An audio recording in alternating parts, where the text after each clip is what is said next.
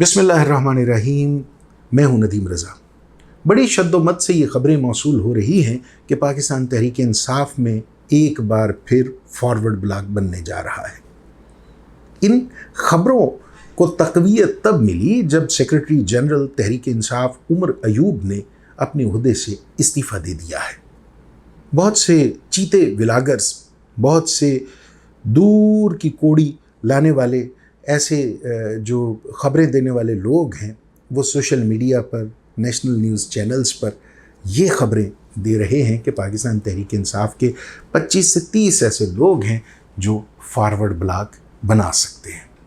इनमें से 20 से ज़ायद वो हैं जो अरकान असम्बली भी हैं। फिर यही ख़बरें, कुछ ऐसी ही बातें पंजाब असम्बली के हवाले से भी सामने आ रही हैं। बहरहाल, जहाँ तक उमर अयूब की बात है तो वो यकीनी तौर पे उनके पास दो अहम ओहदे थे। एक वो पार्टी के जनरल सेक्रेटरी थे और दूसरा कायदे हिस्ब इख्तिलाफ। असम्बली के फ्लोर पर तो वो जिस तरह से हुकूमत को टफ टाइम दे रहे हैं वो सबके सामने है।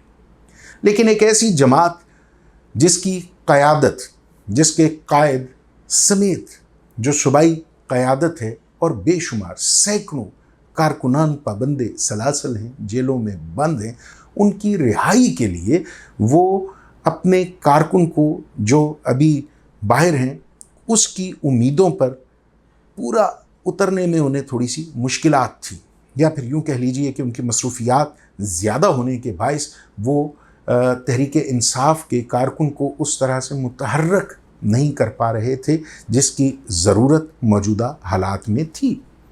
कुछ ऐसा ही बैरिस्टर गौहर के हवाले से भी कहा जा रहा है।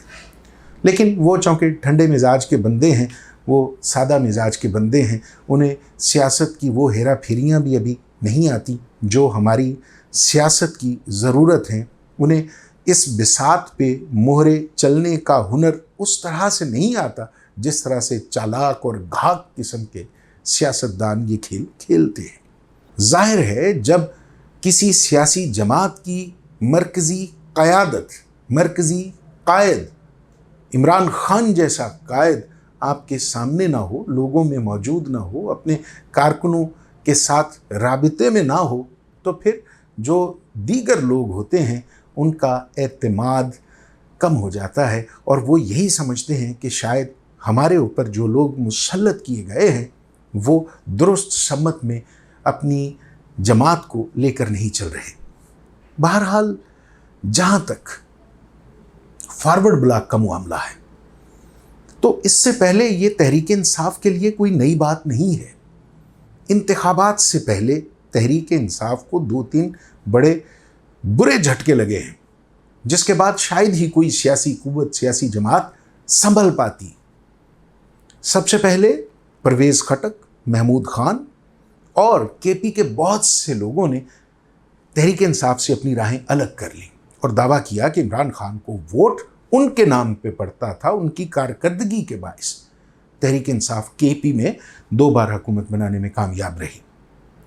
उनमें असद कैसर भी थे, लेकिन असद कैसर ने इमरान खान के साथ वफा निभाई और जमात छोड़ने से इनकार कर दिया, हालांकि असद कैसर को बहुत सी ऑफर्स हुई थी। और ये वही असद कैसर हैं जिन्हें परवेज़ खटक की जगह पे पहले केपी का वज़ीर आला बनाया जाना था, लेकिन ऐन वक्त पर इमरान खान ने अपना वोट परवेज़ खटक के हक़ में दे दिया और फैसला सुनाया कि वज़ीर आला परवेज़ खटक होंगे। इसी तरह से दूसरी बार, एक बार फिर असद कैसर को ये कहा गया कि इस बार वज़ारत आला आपके पास होगी, लेकिन इस बार भी महमूद खान जैसे गैर सियासी और अजीबोगरीब हरकतें करने वाले शख्स पर इमरान खान ने एतमाद का इजहार किया और बहुत अहम लोगों को नज़रअंदाज करके वज़ारत आला उसके सुपुर्द कर दी। दोनों की कारकर्दगी ज़ीरो थी।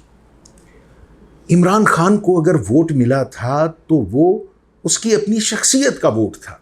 इसी तरह पंजाब में अलीम खान, जहांगीर तरीन खान, जाने कितने लोगों ने इमरान खान को छोड़ दिया। राजा रियाज जैसे मसखरे हों या बहुत से ऐसे किरदार जो ये समझ बैठे थे कि उनकी अपनी सियासी हैसियत उनकी कामयाबी की ज़मानत है। लेकिन پھر حالات نے ثابت کیا کہ ان کی اپنی کوئی حیثیت نہیں تھی۔ اب اگر کوئی شخص پاکستان تحریک انصاف میں فارورڈ بلاک بنا کر یہ سوچے بیٹھا ہے کہ وہ بھی کوئی بہت بڑا لیڈر ہے یا اس کا بھی کوئی سیاسی قد کاٹ ہے، تو جناب یہ اس کی بہت بڑی غلط فہمی ہوگی۔ جو بھی شخص اس وقت جماعت سے، تحریک انصاف سے راہیں جدا کرے گا، رستہ الگ کرے گا، ٹکے ٹوکری ہو جائے گا۔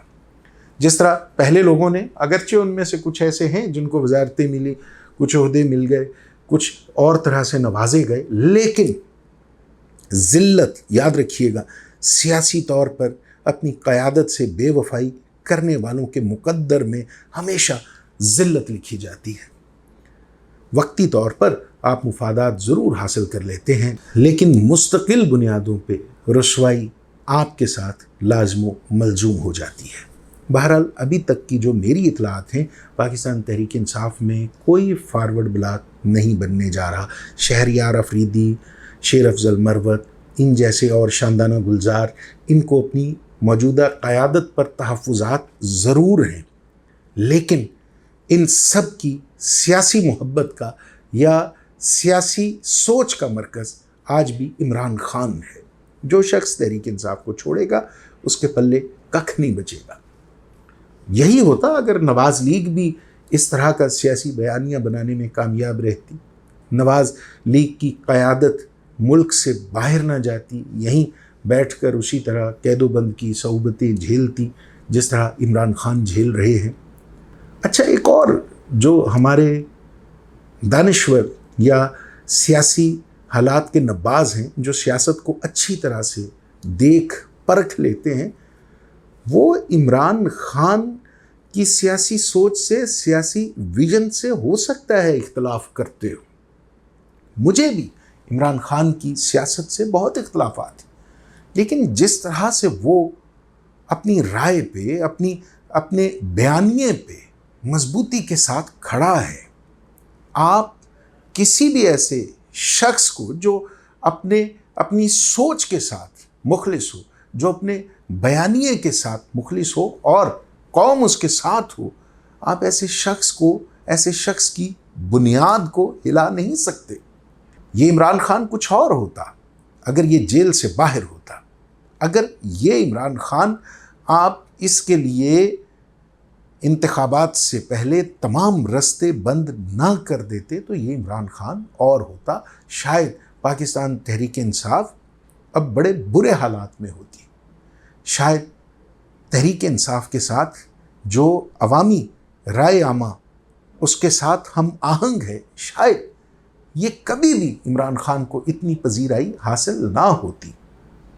لیکن جس طرح کا سلوک، جس طرح کا کھیل ہوا، جس طرح تحریک انصاف کو بزور قوت دبانے کی کوشش کی گئی، اس نے عمران خان کی حمایت میں، اس کی پذیرائی میں اضافہ کر دیا ہے، اور عوام نے ہر اس شخص کو ریجیکٹ کیا، رد کیا جس نے عمران سے رستے الگ کیے۔ اب بھی جو میری اطلاعات ہیں، کوئی فارورڈ بلاک نہیں بن رہا، سب کے سب کپتان کی طرف دیکھ رہے ہیں، عمران خان کی طرف دیکھ رہے ہیں۔ اگر کوئی اس وقت راہیں الگ کرے گا، تحریک انصاف سے رستہ جدا کرے گا، تو اس کے مقدر میں رسوائی کے سوا اسے کچھ حاصل نہیں ہوگا۔ اللہ تعالیٰ سے دعا ہے کہ وہ ہماری سیاسی قوتوں کو، ہماری سیاسی جماعتوں کو، خواہ ان کا تعلق حزب اقتدار سے ہو، حزب اختلاف سے ہو، ان کا تعلق کسی بھی طبقے سے ہو، انہیں عوام کی خدمت کرنے کی توفیق دے، انہیں اس نظریے کو اپنے ذاتی مفادات کے زاویے سے دیکھنے کے بجائے عوامی مفادات کی نظر سے دیکھنے کی توفیق دے، جس کی بنیاد پر ان کی سیاسی جماعت کھڑی ہے۔ اللہ تعالیٰ سے اس ریاست کے عوام کے لیے لاکھوں ڈھیروں دعاؤں کے ساتھ اجازت دیجیے۔ خدا حافظ۔